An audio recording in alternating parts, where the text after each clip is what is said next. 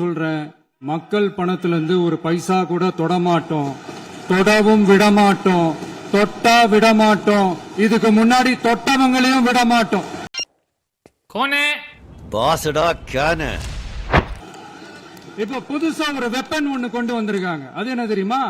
அவங்க தயவால தான் நம்ம ஆட்சி நடக்குதாம். மக்கள் தயவால இந்த ஆட்சி நடந்துகிட்டு இருக்கு.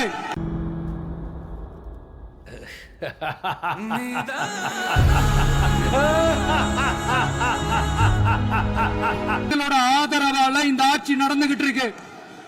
நாங்க தான் அனுப்பி வச்சோம் அப்படின்றாங்களே.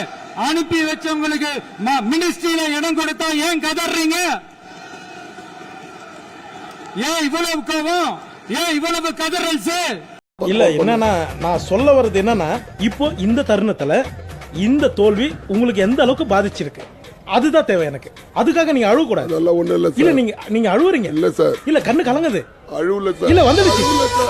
சாரி, அழுவுடா எரும மாடு, அழுவுடா.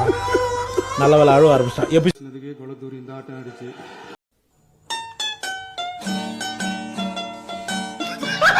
21 ஆகஸ்ட் 2 ஞாபகம் இருக்கா?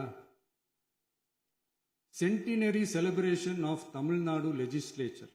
அந்த ஃபங்க்ஷன்ல நம்ம முன்னாள் முதலமைச்சர் கருணாநிதி அவர்களோட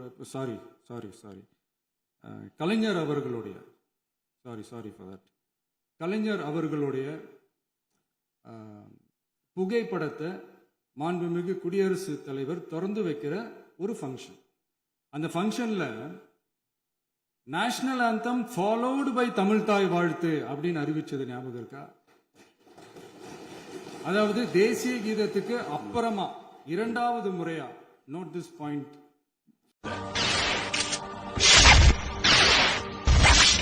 இது நம்ம லிஸ்ட்லயே இல்லையா? அது அவை குறிப்பிலும் இருக்கிறது. இதே அவை தான் நடைபெற்றது. இந்த தக்க நேரத்தில் இந்த ஆதாரங்களை அளித்த மாண்பு முதல்வர் அவர்களுக்கு நன்றியை தெரிவித்துக் கொள்கிறேன்.